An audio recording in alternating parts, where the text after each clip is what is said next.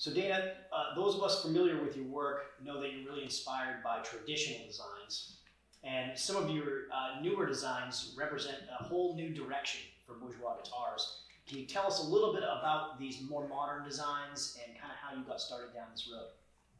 Well, yeah, the thinking behind these guitars is that, you know, we've sort of been living in what many people call like the golden age of lutherie.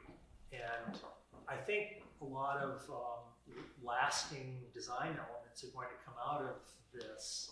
I mean, I think you can say that there's now a tradition of American lutherie design. And we thought, you know, and it's several of us around the shop over the past couple of years, you know, started thinking, well, maybe this is a kind of, maybe this is the kind of thing that we should take inspiration from and sort of treat it with the same sort of traditional reverence we tend to treat, you know, our other explorations. We wanted to build a modern fingerstyle guitar, and we made a 12 fret with a cutaway. There's a few elements in there. We also have an arm bevel, which is sort of part of that new tradition. Some of these come with sound ports, some of them don't. Maybe the most important sonic element is that over the years I've experimented with X-braced backs.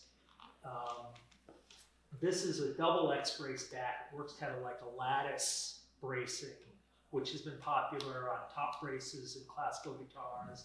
It's a very wide lattice, but sort of the thinking behind it is that if you build a very stout back, you get a louder guitar, but sometimes it's at the expense of like a broad tonal palette. Exactly, yeah. And if you build a very light back, it becomes a secondary resonator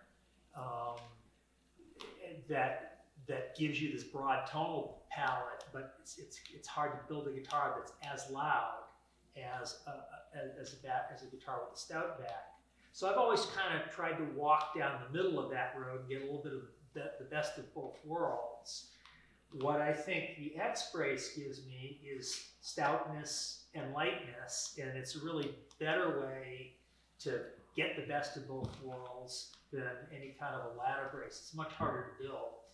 And so we're just kind of like working it into our production process now, but for these one-off guitars, they've been working really, really great. I noticed that particularly on the Dreadnought, we've been able to achieve some very, very inspiring sonic results. You've been able to reduce the volume of the air cavity and retain the volume and the complexity.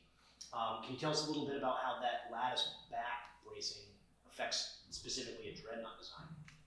Well, it seems to affect both in the same kind of way. Again, it gives you the fullness of tone, but also enough loudness so that you can like lower the depth of the side. We've made the Dreadnought version in full depth, OM depth, and sort of an in between. And they all have a little bit different characteristic. This is the OM depth. Well, I'm very excited to see these, filling concert stages everywhere. I mean, this to me is it's still a herringbone Dreadnought, but it's more of like a concept car. It's like the vintage guitar that hasn't been yet. So was that your intent in the design, was to really pull, like it's got herringbone, for example, and rosewood. Was it your intent to pull those designs into this modern? Well, it's a flat picking guitar, so you have to pay some homage, to the Dreadnought. It's really no longer a Dreadnought, hence the new name. Right. Well, I think it's fitting. Some of the visual elements of the Odyssey. This one has Brazilian rosewood. You mentioned that each one is a little bit different in styling. Can you tell us about the model version, what we can expect to see, or what some of your favorite elements of the upcoming model are? Well, the basic model will have the X-brace design, the rosette, a simpler binding, without the arm bevel. It'll have the new bridge. The cutaway, of course, 12 fret with the cutaway. And again, just sort of a simplified, and then we'll have a full-blown, the Odyssey Deluxe. We'll have all of the design elements pretty much that you see here. A little different inlay pattern. I can't wait to see it. It's great.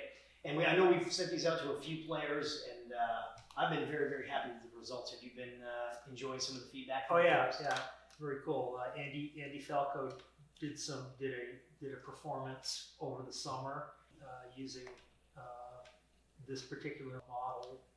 I think he was using the medium depth, but it sounded pretty dang cool. The String Dasters, I understand, put out a record with that. Oh yeah, that's right. They did. It was A Christmas record. Yeah, and that's the only guitar that Andy used on it. So we'll be seeing some more from Andy. We will. Thank you.